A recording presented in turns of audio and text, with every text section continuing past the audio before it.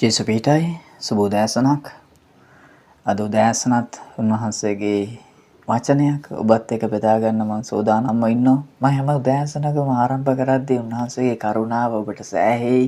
ඊයේ කරුණාව තිබුණා, අද කරුණාව තියෙනවා, හෙට කරුණාව තියෙනවා කියලා ඔබට හැමදාම මම උන්වහන්සේගේ කරුණාව ගැන කියලා ඇති. හැමදාම මම කරුණාවෙන් පටන් අරගෙන ඇති. ඔබ වාසනාවන්තයි කියලා ඇති. අද දවසෙත් උන්වහන්සේගේ කරුණාව ඔබට තියෙනවා කියලා ඇති. සැබවින්ම අද දවසෙත් ඔබට කරුණාව තියෙනවා. මම එහෙම කියන්නේ ඇයි දන්නවද? යෙසායා 54 වෙනි පරිච්ඡේදයේ 10 වෙනි පදයේ මෙන්න මේ ආකාරයෙන් කියනවා. මක් නිසාද කඳු පහව යන්නේය, හෙල්ද සලෝණු ලබන්නේය. නමුත් මගේ කරුණාව නම් නොබෙන් පහ නොවන්නේය. කඳු පහව යනවා, හෙල් පහව යනවා, නමුත් මගේ කරුණාව නම් නොබෙන් පහව නොයන්නේය. ඇයි උන්වහන්සේම කියන්නේ? මේ වචනය අහන ඔබ කෙනෙක් දෙවියන් වහන්සේ වෙන් වූ දේව දරුවෙක් නේද? ඔබ උන්වහන්සේ ගැන කල්පනා කරන කෙනෙක් නේද? ඔබ උන්වහන්සේ ඔබේ ජීවිතේ දෙන්න සූදානම් නේද?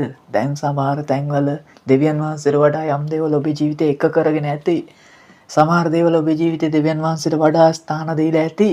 නමුත් ඔබ දෙවියන් වහන්සේගේ කරුණාව දැනගන්න වෙලාවේ, උන්වහන්සේගේ කරුණාව ලබා ගන්න වෙලාවේ ඔබ සියල්ලට වඩා ඔබ දෙවියන් වහන්සේට මුල් තැන දෙන්න යනවා. මගේ ආදරණීය සහෝදරයා සහෝදරිය දෙමව්පියනි, මේ උදෑසන වචනේට ඔබ ශක්තිමත් වෙන්න. මම උන්වහන්සේ කියනවා කඳු පාව යනවා, කඳු පාව යනවා, හෙල් පාව යනවා. නමුත් කරුණාව නම්, මගේ කරුණාව නම් නුඹෙන්ම පහව නොයන්නේය. මගේ සමාදානයේ ගිවිසුම සලෝණු නොලබන්නේයයි නුඹට අනුකම්පා කරන ස්වාමීන් වහන්සේ කියනසේක. කවුද මේ ඔබට කතා කරන්නේ? කවුද මේ කියන්නේ? උන්වහන්සේ කියනවා මම ඔබත් එක්ක තබපු ව්‍යවස්ථාව, මම ඔබත් එක්ක තබපු ගිවිසුම කවදත් මම කඩ කරන්නේ නැහැ. කවදත් මම ඔබෙන් අයින් කරන්නේ නැහැ. එයි දන්නද උන්වහන්සේම කියන්නේ? ඔබට අනුකම්පා කරන ස්වාමීන් වහන්සේම කියන්නේ. ඔබට අනුකම්පා කරන මේ ලෝකේ දෙවි කෙනෙක් ඉන්නවා. ඒ දෙවිය ඔබට ගොඩාක් ආදරෙන් හැම උදෑසනකම හැම දවසම ඔබට ලං වෙලා ඔබ දිහා බලාගෙන ඉන්නවා. ඔබ දන්නවද? අපිට කළුවරේදී පවා කලාමැදිරියෙක් පේනවා. අපිට කළුවරේද ඕනම කළුවරයකදී කලාමැදිරියෙක් හොඳට පේනවා.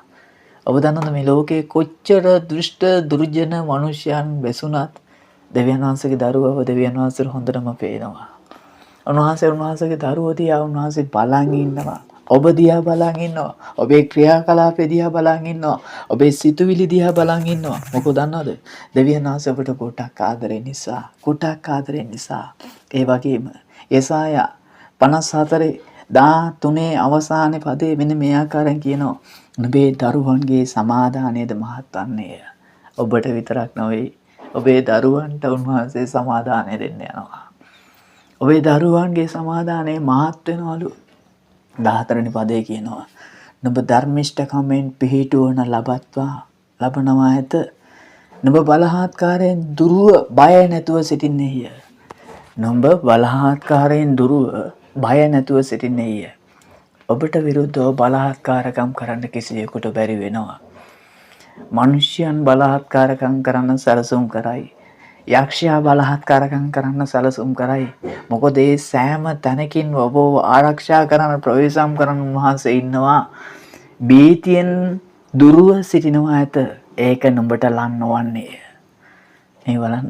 බීතියෙන් ඔබ දුරුව ඉන්නවලු. ඒව කිසිකේ දෙයක් ඔබට ලං වෙන්නේ නැහැ. ඇයි දන්න ඔබව සනසන, ඔබව රැක බලා ගන්න දෙවි කෙනෙක් කියනවා මෙන්න මේ ආකාරයෙන්. උන්වහන්සේ ඊට වැදගත් දෙයක් මේ උදෑසන ඔබට පෙන්වන්න යනවා. ධර්මද උන්වහන්සේගේ වචනේ කියනවා නුඹට විරුද්ධව එකතු වෙන කවුරු නමුත් නුඹ නිසා වැටෙන්නේය. හලෙලූයා. ඔබට ස්තුතියි කියන්න හිතෙන්නේ නැද්ද? ඔබට ප්‍රශංසා කරන්න හිතෙන්නේ නැද්ද? වචනේ කියන නුඹට විරුද්ධව එකතු වෙන කවුරු නමුත් නුඹ නිසා වැටෙන්න යනවා. ඔබ ඒක ලොකුවට ගන්න එපා. ඔබ ලොකු උදම්මනන්න ඒක පාවිච්චි කරන්න එපා. නමුත් උන්වහන්සේට ප්‍රේමෙන් ආදරය කරන්න ඒක පාවිච්චි කරන්න. අපි උඩඟුකමට ඒක පාවිච්චි නොකරයිමු. අපි උන්වහන්සේගේ ප්‍රේමයේ කරුණාවන්තකම ලබන පිණිස ඒක පාවිච්චි කරමු. ඔබට විරුද්ධව කාටත් එකතු වෙන දෙවියන් වහන්සේ දෙන්නේ නැහැ. ඕන විසිරවන්ට යනවා. ඕන වැටෙන්න යනවා. නුඹට විරුද්ධව මිනිස්සු සැලසුම් කරයි, නුඹට විරුද්ධව යක්ෂයා සැලසුම් කරයි. ඒ සියල්ලෙන්ම එයා වැටෙන්න යනවා. මොකද අනද වචනේ කියනවා. ඒ වගේම 16 අවසානයේ කියනවා වෙනසීමට නාස්තිකාරයා මැව්වේ මමය. වෙනසීමටත් නාස්තිකාරයා මැව්වේ මමයි. උන්වහන්සේ කියන වනසන පිණිස නාස්තිකාරයා මැව්වේ මම. නමුත් වචනේ අවසාන ටික මෙන්න මේ ආකාරයෙන් කියනවා. නුඹට විරුද්ධව සාධන කිසිදු ආයුධයක් සඵල නොවන්නේ. නුඹට විරුද්ධව මොන ආයුධ හැදුවත් ඒවා සඵල වෙන්නේ නැහැ. ඔබ දෙවියන් වහන්සේට වෙන්ගුණ කෙනෙක් නම්, ඔබ දෙවියන් වහන්සේගේ හඬ හසන කෙනෙක් නම් ඒ කිසි දෙයක් ඔබට විරුද්ධව සඵල වෙන්නේ නැහැ. විනිශ්චය කිරීමට නුඹට විරුද්ධව නැගිටින සියලු දිව් නුඹ විසින් වර්ධනපත් කරනවා ඇත. ස්වාමින් වහන්සේගේ මෙහෙකරුවන්ගෙන් උරුමයත් මාගින් ඔවුන්ට ලැබෙන ධර්මිෂ්ඨකමත් එහා කාකාරයි. ස්වාමින් වහන්සේ කියනසේක. මගේ ආදරණීය සහෝදරයා සහෝදරිය, මේ දෙවියන් වහන්සේ ඔබට මට දුන්නු විශේෂ පොරොන්දුවක්. සදා කල්ලි උන්වහන්සේ කරුණාව ඔබෙන් පාව කරන්නේ. නුඹට විරුද්ධව කවුරු නැගිට්ටත් ඒ දේවල් ඔවුන් වැටි යනවා. ඔබේ දරුවෝ ආශිර්වාදයෙන් පිරෙන්න යනවා. ඔබ දන්නවද සතුරාව සෑදෝ දෙවියන් වහන්සේ කියනවා නුඹට විරුද්ධව මොන ආයුධ හැදුවත් ඒවා ඔබ ඉස්සරහ සඵල වෙන්න යන්නේ නැහැ කියලා. මගේ ආදරණීය සහෝදරයා සහෝදරිය දරුවනේ, මේ උදෑසන උන්වහන්සේගේ කරුණාව ඔබට සදාකල් ඕනද? මේ සදාකල් කරුණාව ඔබේ ජීවිතේ ස්ථිර කරගන්න ඔබ කැමතිද? මේ කරුණාව හැමදාම ඔබේ ජීවිතයට ළඟා කරගෙන ජීවත් වෙන්න ඔබ ආසද? ඔබේ දනිස් දෙක උන්වහන්සේ දෙලේ නමන්න. ඔබේ අත් ඔසවන්න. මෝසෙස් අත් ඔසවපු හැම මොහොතකම සෙනග ජය ගත්තා.